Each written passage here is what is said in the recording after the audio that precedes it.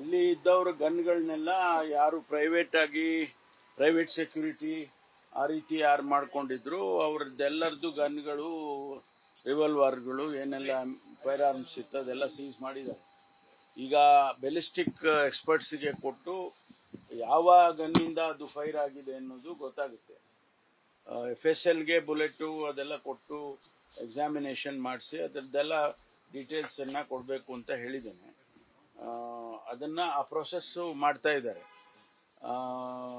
Police ಗನ್ಗಳಿಂದ ಅಥವಾ police ರಿವಾಲ್ವರ್ಸಿಂದ ಯಾವುದು fire ಆಗಿಲ್ಲ ಅನ್ನೋದು ಆ ಬುಲೆಟ್ನಿಂದ ಗೊತ್ತಾಗಿದೆ ಅಂತೇಳಿ ನಮ್ಮ ADGP ಅವರು ನಿನ್ನೆನೂ ಕೂಡ ನನಗೆ ತಿಳಿಸಿದರು.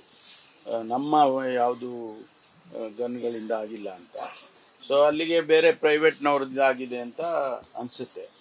ಅದನ್ನ ಈಗ ಪರಿಶೀಲನೆ ಮಾಡಿ ಕ್ರಮ ತಗೊಳ್ಳೋದಕ್ಕೆ ಮಾಡ್ತೀವಿ. ಸರ್, ಇದು ಎನ್ಕ್ವೈರಿ ಏನಾದ್ರು CID ಅಥವಾ SIT ಕೊಡುವಂತ ಅದು ಯೋಚನೆ ಮಾಡ್ತಾ ಇದ್ದೀವಿ. If it is again required CIDಗೂ ಕೂಡ ಕೊಡುವಂತ ಸಾಧ್ಯತೆಗಳಿದಾವೆ. ನಾನು ಮುಖ್ಯಮಂತ್ರಿಗಳ ಜೊತೆಯಲ್ಲಿ ಮಾತಾಡ್ತೇನೆ.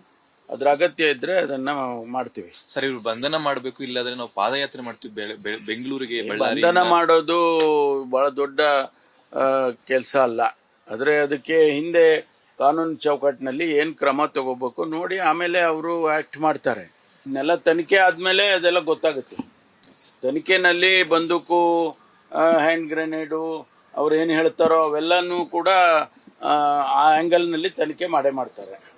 ಅಲ್ಲಿ ಅಂತ ಸಂದರ್ಭದಲ್ಲಿ ಯಾರಾದರೂ ಕೂಡ ಅವರೇನೋ ನಾಡ ಬಾಂಬು ಏನೋ ಹೇಳಿದ್ದಾರೆ, ಆ ಥರದ್ದೇನಾದ್ರು ಪೆಟ್ರೋಲ್ ಬಾಂಬು ಏನೋ ಹೇಳಿದ್ದಾರೆ, ಅದೆಲ್ಲ ಪರಿಶೀಲನೆ ಮಾಡ್ತಾರೆ. ಜನಾರ್ದನ್ ರೆಡ್ಡಿ ಬಳ್ಳಾರಿಗೆ ವಾಪಸ್ ಆದ್ಮೇಲೆ ಅಲ್ಲಿ ಲಾ ಅಂಡ್ ಆರ್ಡರ್ ಸಮಸ್ಯೆ ಜಾಸ್ತಿ ಆಗ್ತಿದೆ ಅಂತ. ಅದು ಕೋಇನ್ಸಿಡೆನ್ಸು ಅಥವಾ ಏನು ಗೊತ್ತಿಲ್ಲ. ಅವರು ಬಳ್ಳಾರಿಗೆ ಬರೋವರೆಗೂ ಯಾವುದು ಗಲಾಟೆ ಆಗಿಲ್ಲ.